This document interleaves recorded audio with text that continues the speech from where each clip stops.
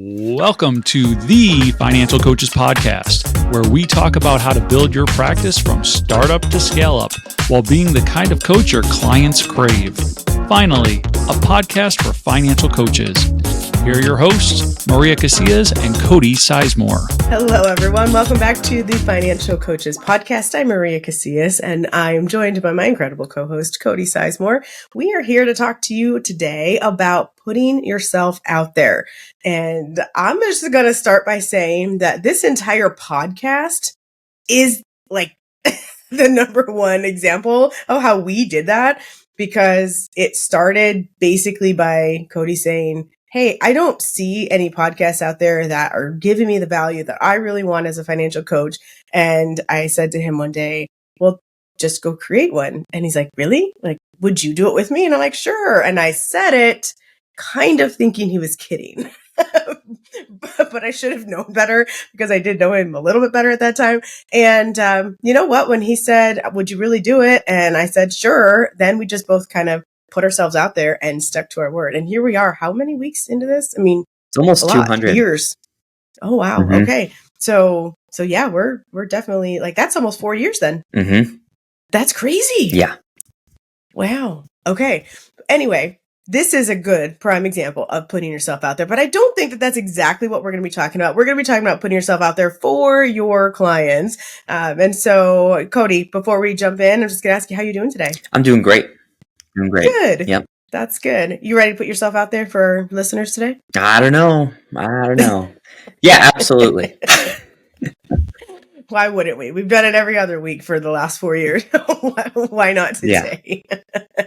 All right. So before we actually get started, though, we just want to say thank you so much to each one of you who has taken us up on the opportunity to engage with us over the last several years. And we know that there are several ways you can do that. You've either tuned into this, or you've been joining the Facebook group and tuning in over there as well. And however you're doing it, we appreciate it. We're glad to have you here. And we encourage you to share this with anybody else who you think might get value from what we are putting out there. All right. I'm going to turn it over to you, Cody. Cool. So we were talking a little bit before we press record here, trying to figure out what we wanted to talk about. And I wanted to talk about this topic because I talk to a lot of coaches. And it's not even just coaches that struggle with this. I think it's just people in general, right? Mm-hmm. That's right. And the topic would be really just putting yourself out there, making yourself known, not operating behind closed doors, and just being real, Mm-hmm. So I wanted to talk about this today because, anyone who has a coaching practice in particular, people don't invest into your coaching because of what they think that you can do for them. They invest into the coaching because of who you are, right? There's a ton of information out there, and it's not hard to figure out how to do better with your finances. I mean, you can pull up Google, you could pull up Chat GPT. Like, there's so many resources of information that's out there that can be at people's disposal. But for some reason, even when people do that, it still doesn't work, right? So what they're looking for is someone that they can know, someone they can like, and someone they can trust to actually help them get the results that they're actually looking for. And that comes in the form of another person, or in this scenario, a financial coach, which may be you listening to this. So this idea of putting ourselves out there, what I mean by that is literally like, making posts online, on social media, making videos for people, doing a podcast like this, right? Being a guest on other people's podcasts. It could be as simple as like doing an event at your church. It could be doing an event at your library. But putting yourself out there, I think, is extremely important. And I think that sometimes, and you weigh in on this too, Maria, if you feel like you want to, but I feel like sometimes there's a lot of fear around putting yourself out there. Oh, for sure. Yeah, because it's so vulnerable. There's a vulnerability around it that it's. I used to be in sales, like of a product, and I remember getting over the whole idea of somebody saying no, and it became a lot easier for me to hear no because it was saying no to the product. When I shifted into financial coaching, I was the product, and Mm-hmm. it became a lot harder for me to hear no Yep. because it felt like they were saying no to me, not to the service that I had offered. Mm-hmm. So I think that if there is such a fear of rejection around anything, then yeah, there's that fear. If you're worried about, not being able to put food on the table because this is your primary job, there was going to be fear around that. So I do agree that there's a lot of fear there. If I may, I'm going to go back to something that you said, and I just want to add a little bit of clarity to it if I can. Mm-hmm. You mentioned, it's almost going to sound like I'm disagreeing with you, and maybe I am a little bit, but you had mentioned that people won't hire you for what you can do for them. They'll hire you for who you are. And I'm going to say, I understand what you're saying there, and I don't disagree with that. But I do think that people will hire us for what we can do for them. I think it's what we can uniquely do for them. Right.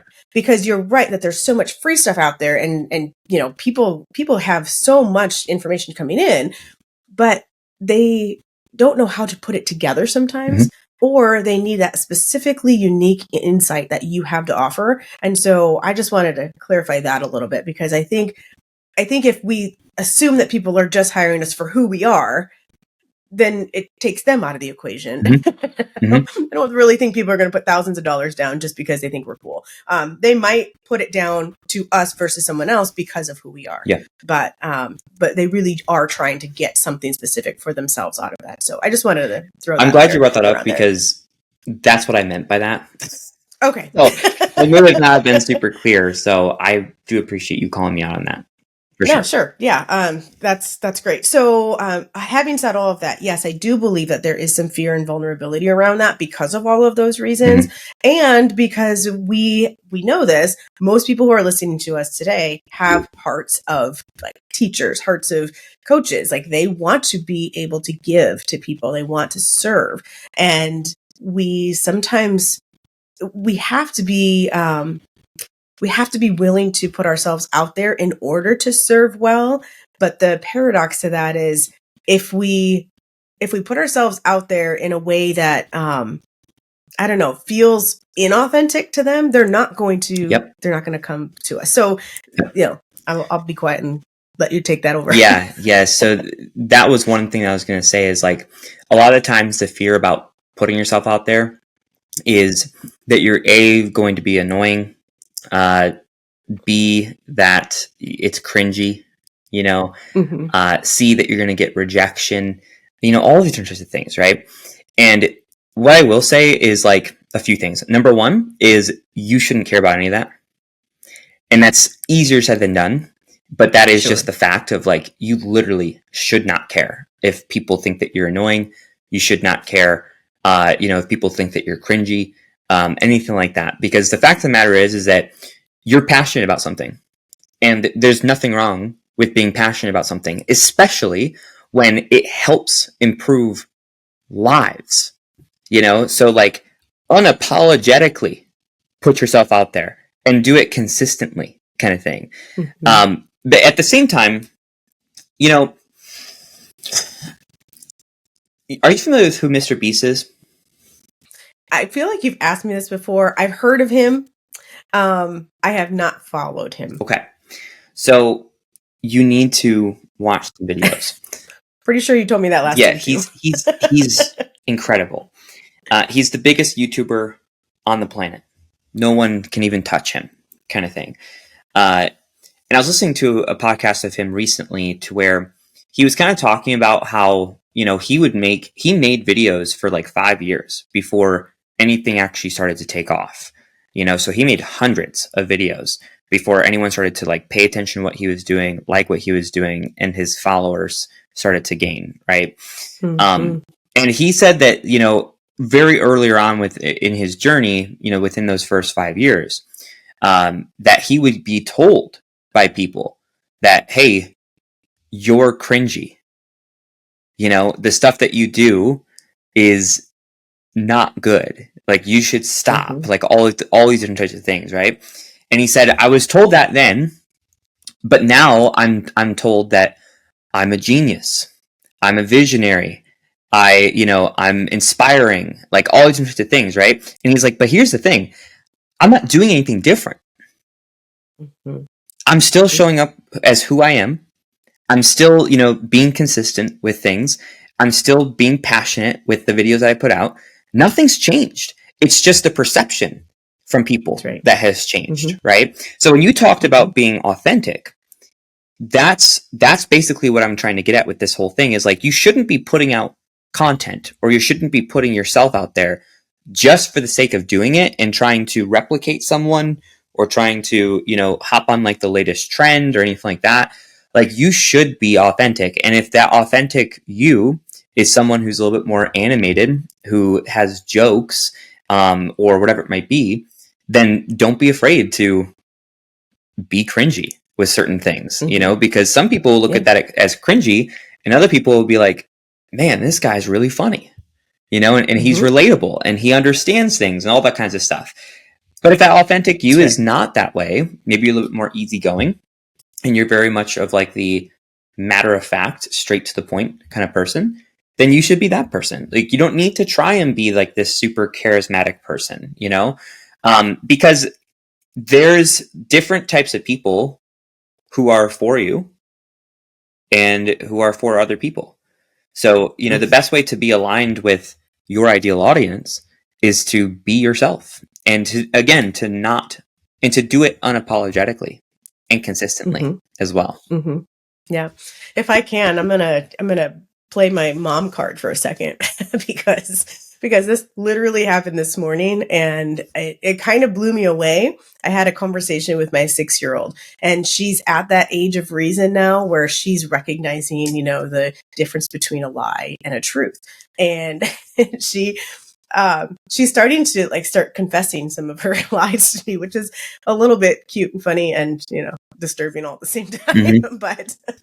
But this morning as we were just prepping ourselves for the day, she was having a conversation with me about a couple of lies that she has told. And so I just asked her, what is the difference between a lie and a truth? And she gave me her very, 6-year-old answer, but it was actually quite insightful. It was just simple, right? So then I asked her, which one is easier? And I thought that she was going to say a lie, because that's like, you get away with something, right? Like, that's what I thought her mind was going to go to. And she just said to me, well, the truth. I said, oh, well, what makes the truth easier? She said, because you just have to say it once. Mm. I was like, oh, right. You don't have to remember the trail of lies that you have already set for yourself. And that is so much what authenticity really is. I mean, when you said that, if you show up and you try to be this person that you're not, so that you can get extra likes, you can get extra clicks, you can, make extra money, however you're framing it, man, is that hard to keep up. Mm-hmm. Like he said, he did it for 5 years before anyone even really started to take notice.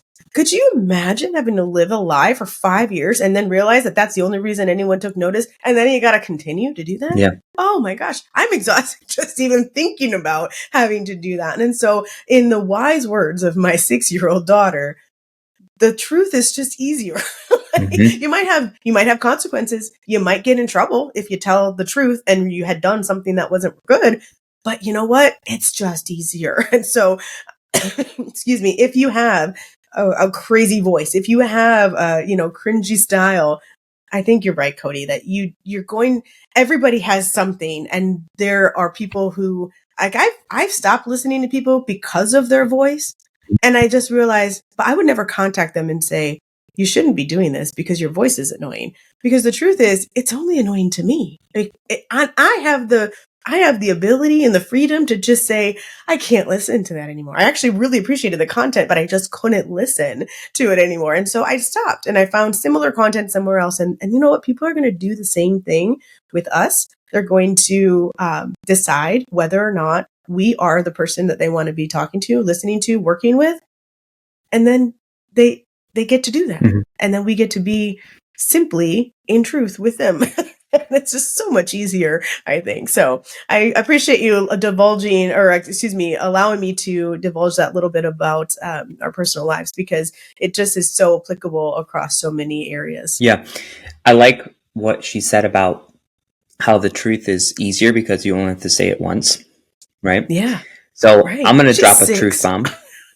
Okay. And I'm only going to say it once. Okay. If someone truly wants to make their financial coaching practice something that they've always dreamed of, whether it be on a level of impact, whether it be the fact that they can do it full time, whatever it might be. If someone actually wants to do that, here's the truth. You need to put yourself out there consistently. And if you don't, it's never going to happen. That's the truth. Sorry if you don't like it, but that is the truth. Because at the end of the day, like if you're hiding behind closed doors because of fear of people's judgment of you, or even, fear of yourself kind of thing, like, hey, like if I put myself out there, will I be found out, or whatever it might be? If you're holding back on those things, no one's going to know you. No one's going to like you. No one's going to trust you, which means that no one's going to work with you. So it's just a matter of the fact. So if you've been thinking about this and you feel a little bit called out right now, you should be called out. And I'm happy to be that person who does that for you right here, right now. And you should take this as a sign of like, okay, I hear Cody, I hear Maria. And this is something that if I want it to become the vision that I initially thought that it could be, then this is something that I need to do. And I think that if you were to do it, that you'll actually find that it's actually a lot of fun. It's a lot of fun. I even shared recently on a recent podcast episode of how I started doing TikTok, right? Mm-hmm. And it's gone okay. I've been able to double my followers within the last 30 days or so, which is not like a ton, but it's a respectable amount. I was at 200, now I'm over 400. So nice. Cool, Yeah. I will say it's been really hard. It's been really hard. Some stuff I think is golden just flops, and some stuff I think I'm like, well, I'll just put it up there, and it just blows up, kind of thing. You're learning about your audience, huh? Yeah.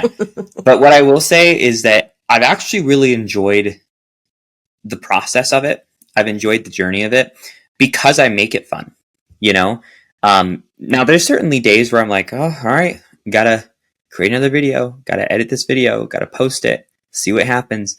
There's certainly days like that, but overall, it's almost like a creative outlet for me, and it really does bring like a new excitement that, getting stuck in the routine of, talking to leads, prospecting, hopping on consultation calls, hopping on coaching calls, you get kind of in a routine with that. So sometimes like just putting yourself out there can actually be a lot of fun. I think that you just need to try it. Yeah. Yeah, I agree.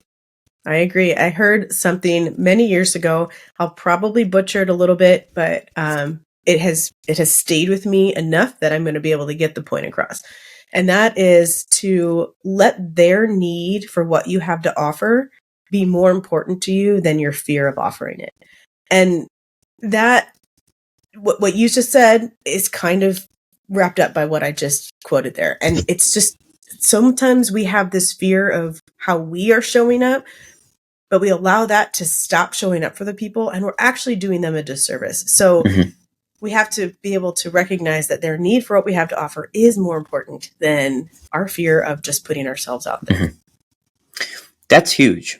That is huge, because even sometimes, like, let's say that you've been consistent with putting yourself out there, but you may have noticed that you've seen a dip in your engagement, right? Maybe it's that people have really became to know you, and it's not new, it's not provoking any sort of curiosity anymore. Like they know what you're about, right?